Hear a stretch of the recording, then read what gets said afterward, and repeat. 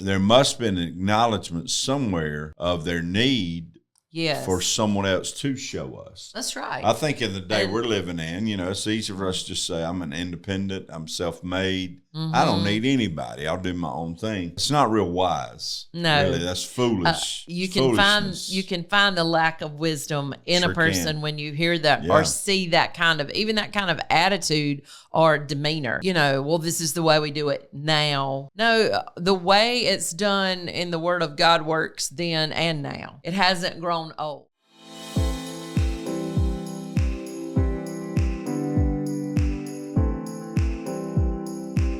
Your home, it matters. You're there to make a difference. Welcome to Home Matters. I thought I was starting. I got to start today. I just thought I would help you. Let's do it again. Ready? 1, 2, 3. Welcome to Home Matters. Yeah, that's good. Okay, stereo. We're glad you joined us today. We are glad. We are glad. Yeah. Work, rest, or play. We're glad you're here, and always hope. Our prayer is that somebody, what? You always tickle me with your work, rest, or play. You say that a lot. It's a Milky Way commercial. But again, so when he says that, he's thinking about a candy bar. I hope that in our time together that maybe you pick up something that maybe enriches your life, your family, your marriage. And we want to make a difference, right? Sure. That is the reason. That's why we do this. Man, we enjoy this time. I can say it without even any hesitation. What can you say? I really just want everybody to see how good God is and that He gave us this thing called family, home, and all that can be. These relationships that He's given us. All that can be. It'll cause you some strain and stress and some pain sometime, but again, the reality is the reward's worth it, and always have to work at it. And again, we always say Psalms 127, unless the Lord builds a house. And we just believe that God's way works. It does work. We've seen it work. Almost 40 years now we've seen it work. And every day wasn't easy. We say that all the time too, but it's worth it. That's what you said. We were talking with a young couple several weeks back, and they made that comment. They were talking about maybe kind of getting in little spats or trying to, they're kind of newlywed. They were trying to figure their way. And one of them said, but we have learned that it's just not worth it, that some of the silly stuff is just not worth it. And I loved it. I was like, boy, wisdom in just a few years. There's some things in relationship that you just got to let go. It's not worth it. You better believe that. But then the effort you put in, the intentionality, it is worth it. Yep. It is worth it. All right. So we're going to the book of Titus today. Yes, I love this passage. You shared this a while, I don't know, a couple months ago now, maybe in a series. The book of Titus. Yeah, you were teaching some there. And I've always loved this passage. I think it's a huge challenge to men and women alike, the challenge that is given us there. The whole passage there is talking about right teaching, about, Christianity and sharing and maybe mentoring, leading others. Mm-hmm. Yeah, Paul's writing. Paul's writing to this young guy named Titus, his pastor, and he's given this responsibility on. He's given this responsibility on this island where there's a church, place called Crete. But in that again is something that he's saying. All right, this is the way you teach people how to live their lives. Yeah. And boy, if there's... And is that, has there ever been a time when we need more direction in how to live life? It's like we got all this supposed, I'll do quotes here, knowledge out here. Yeah. But not a lot of wisdom in how we just live day to day. Again, how we live. Yeah. How we live day to day. How we do marriage. How we do life. family, how we do parenting. I mean, really, but just from that practical place, I think this writing here, God gives us to just show us again, hey, make sure that you continue to instill.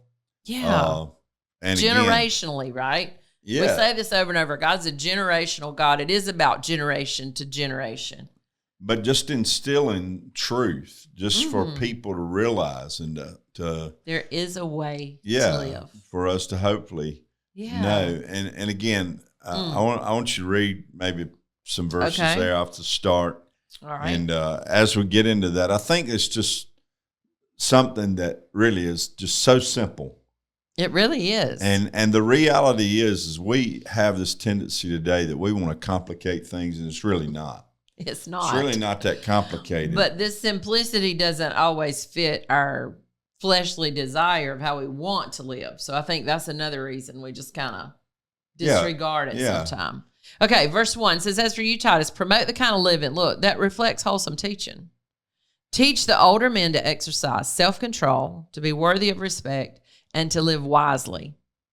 They must have a sound faith and be filled with love and patience. Yeah, and when I say simply put, he said, all right, Titus, here's the way you live this thing out. You make sure you teach, you make sure you train, show them, be an example, and not just the words you say, but also in the way that you live. That's right. Teach them that kind of life. And I think that is something that today we still need to embrace. Absolutely. From the standpoint of those that maybe in life you're to be teaching somebody else or training somebody else, but also that's everybody, on the other end of it. Right? I think we disregard ourselves so many times. You know, I'm not one to be teaching anybody or showing. No, somebody is watching all the time. All right, whether it's children, neighbors, you're teaching something. Can we somebody's say that? Watching, right? And you're teaching something. Yeah, exactly. Can I read some more? Because it starts talking to the women. Similarly, teach the older women, look, to live in a way that honors God. They must not slander others. They must not be heavy drinkers. Instead, they should teach others what is good. These older women, listen, must train the younger women to love their husbands and children, to live wisely and pure, to work in their homes, to do good, to be submissive to their husbands. Then they will not bring shame on the word of God. Wow. And again, just that word that he uses there, he says, and train, the older women should train the younger women. Just for instance, to love their husband and their children. Don't that just happen? Evidently not. Evidently there are places in your life that you have to realize that love's not just a feeling always. That's right. It doesn't that there's just things happen. that you actually have to do, that it is a verb, that there's things that love actually commits to. We always say it this way, that when we really love somebody, it means we're just committed to their good. Committed to their good. That's right. That's right. Let me read a little more, and we'll talk about it some more. Verse 6, in the same way, encourage the young men to live wisely. Yeah. Right? And you yourself must be an example to them by doing good works of every kind. You said that. Let everything you do reflect the integrity and seriousness of your teaching. Teach a truth so that your teaching can't be criticized. Wow. Then those who oppose you, who oppose us, will be ashamed and have nothing bad to say about it. I mean, that there's so much right there. And first of all, a willingness for us to take the responsibility to teach and train. I think we have to speak to that because it is our responsibility. Yeah. You know, it is my responsibility to be an example of a godly woman that represents these things that are held here in Scripture. Help needed, right?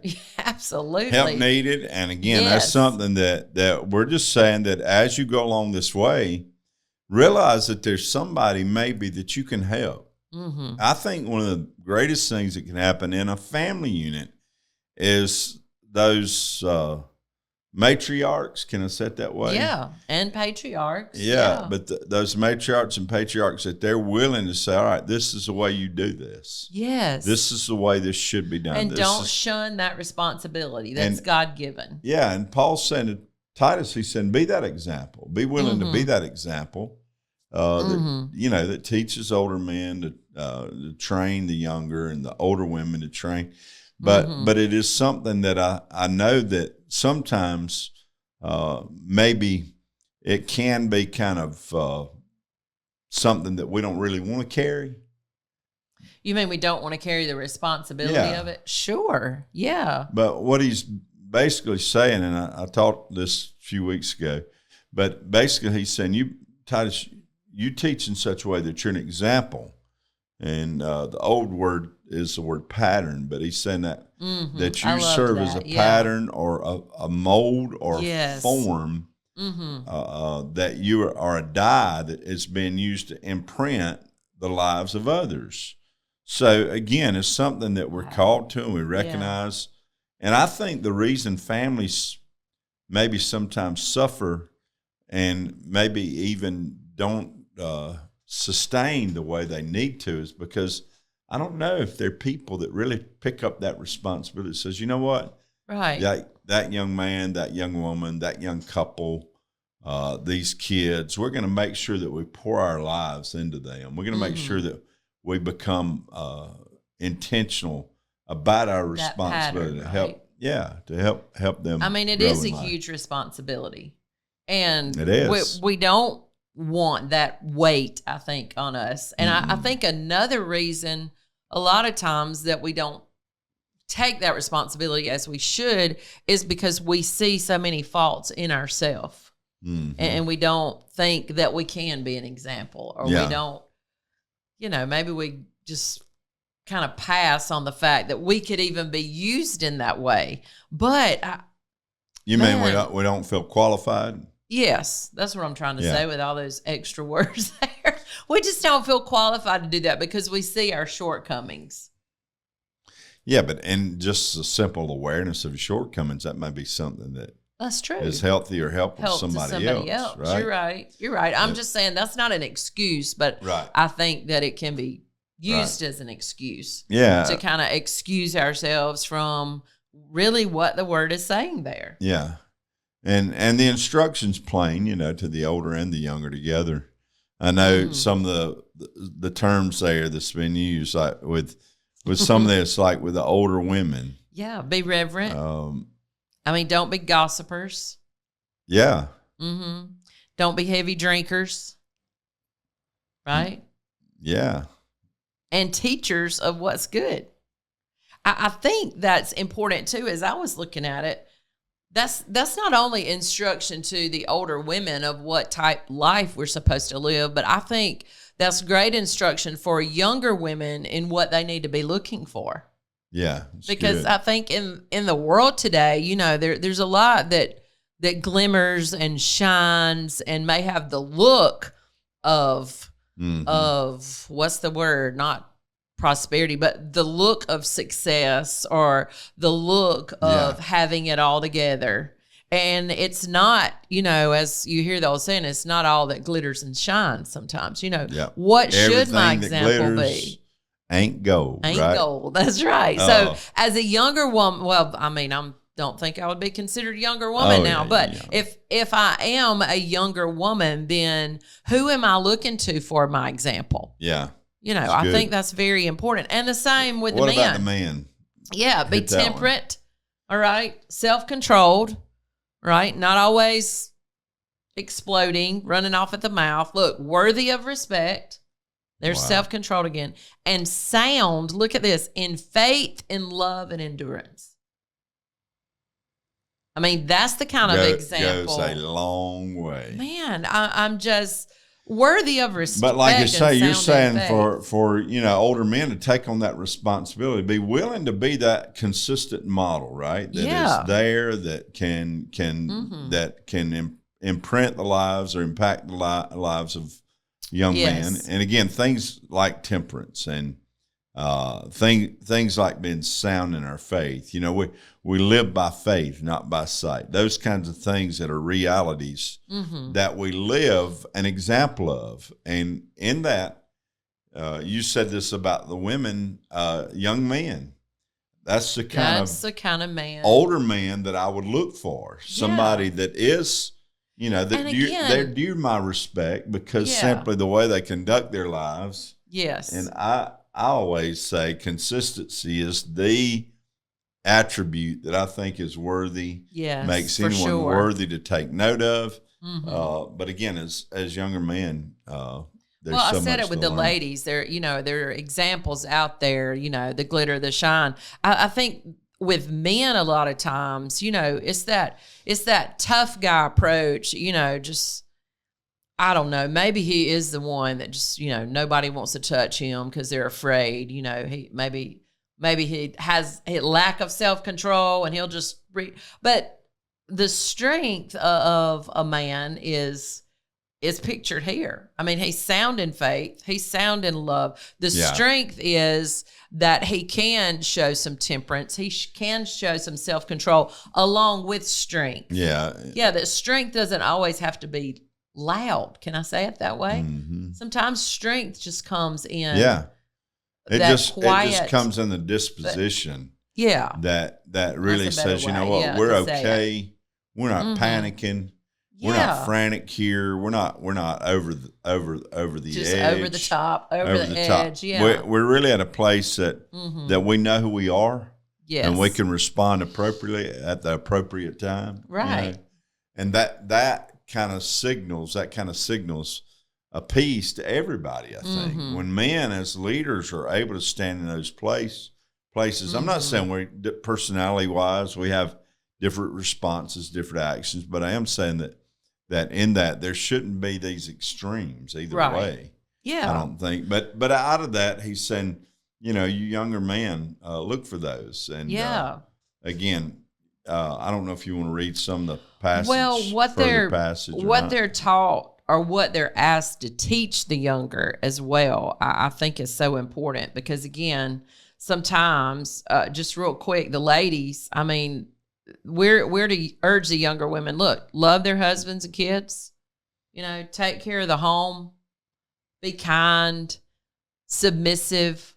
All right. And again, those are things that kind of fly in the face of culture sometimes where we live. But I go back to Psalm 127, unless the Lord builds a house. Right. And we can take what the word says and build our home that way, and we can find the kind of home that God intends for us to have. I think there's this fear of this toxic kind of man that, that rules with an iron fist. But again, at the same time, he said, make sure as men. To the men, look. Encourage. Do us good. Yeah, do us good. Teaching them show integrity, seriousness, soundness of speech, can't be condemned. I mean, there's so much there that we can acknowledge just as far as the example that we're to be and then what we are to teach and what we are to train. Yeah. And again, we're older. Right, we're not old. We're older. Yeah. And I think that anybody that could look back to somebody else. If you're 30 and you can look back to a 20-year-old, that's right. I think it's important. There's always somebody younger there. So there's plenty. Yeah, there's plenty of responsibility for us to bear. Yes. But on the other end of it, I think you also have to say, all right, for the younger men and women, this is so important. There must be an acknowledgement somewhere of their need. Yes. For someone else to show us. That's right. I think in the day we're living in, it's easy for us to just say, I'm an independent, I'm self-made. Mm-hmm. I don't need anybody. I'll do my own thing. Don't need you to tell me. Yeah. It's not real wise. No. Really, that's foolish. You can find the lack of wisdom in a person when you hear that or see that kind of attitude or demeanor. Yeah. The whole know-it-all or I can't be taught or, well, this is the way we do it now. Yeah. Versus, no, the way it's done in the Word of God works then and now. Yeah. Right? It hasn't grown old. His way still works. It's still being proven over and over again. So just an attitude of being receptive and of being open to the wisdom that can be found in somebody that's already kind of, been there, done that, got the T-shirt. Right. Mm-hmm. So in that, I just say, for younger people out there, there's some thought, and one is just maybe being receptive. Yeah.